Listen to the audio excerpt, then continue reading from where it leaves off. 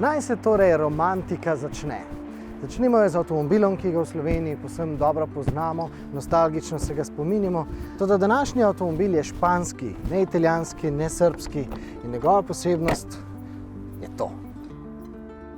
It was quite longer, and the wheelbase was just 20 centimeters more and quite wider and with much weight, like 40 kilos more. But the idea is to have a family car that belongs to the 600.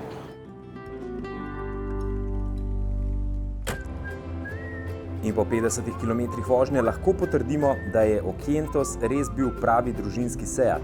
Naj vam pokažemo dokaz. 4 odrasli moški, eden celo košarkarskih mer, smo se v tega maxi fička zlahka posedli.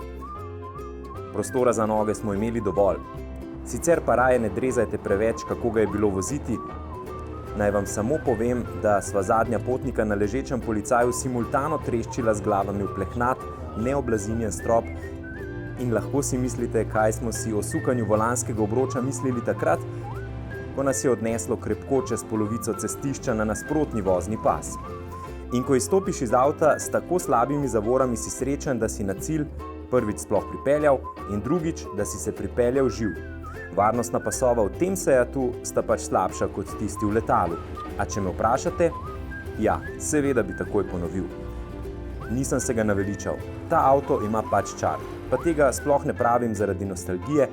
Nimam namreč osebnih spominov vožnje na morje, ko se je cela družina gnetla v zakajenem malem fičku.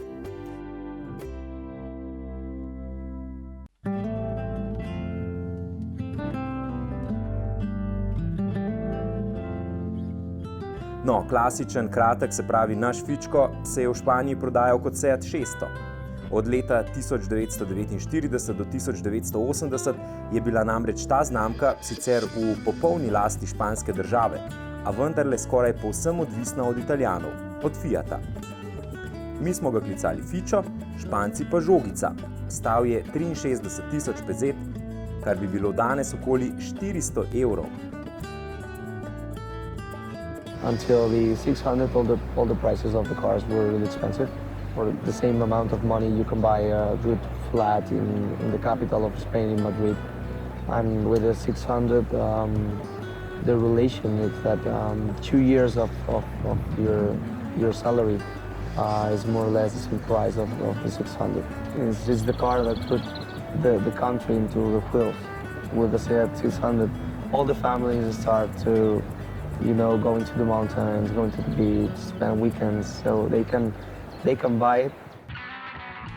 No, v 70-ih letih so se špansko-italijanski odnosi v avtomobilski industriji začeli počasi krhati in zagotovo pri tem ni bilo nedolžno dejstvo, da je Seat začel vse bolj osvajati špansko govoreče trge in bil nasploh uspešen tam, kjer Fiat ni prodajal. Recimo na Finskem, kjer je bil nekaj časa Seatov Fičo številka 1 v prodaji. Ohlajanje odnosov se je najverjetneje začelo že leta 1973 z Boca Negro, torej s črnimi usti oziroma pogovorno s črno mambo. The first car that was developed by Seat was the Seat Boca Negra, a green car, really famous with the front in black. In lahko rečem, da je bil avto resnično živahen, celo za današnje razmere. Zlahka je dosegal 100 km/h in sploh je bila Boca Negra tista, ki je dokončno zakoličila, da so Seati avtomobili vročega španskega temperamenta. Po Boca Negri je na trg prišel tudi Seat 131.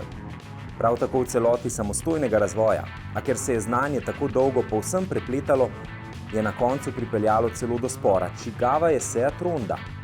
Fiat je trdil, da je Ronda povsem skopirana, Španci pa so na obtožbe odgovorili tako, da so na eni Rondi s črno barvo prebarvali Fiatove dele, z rumeno pa Seatove dele.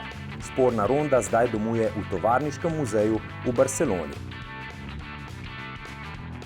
Zgodbo s starimi Seati pa zaključimo z mislijo, da Seat je nekoč mobiliziral Španijo s tem, ko je ponudil poceni, dostopne, ampak dinamične avtomobile. No, danes Seat nadaljuje zgodbo, ampak na drugačen način. Danes se Seat spreminja v ponudnika mobilnostnih storitev z aplikacijami in s car sharingom in podobnimi novotarijami.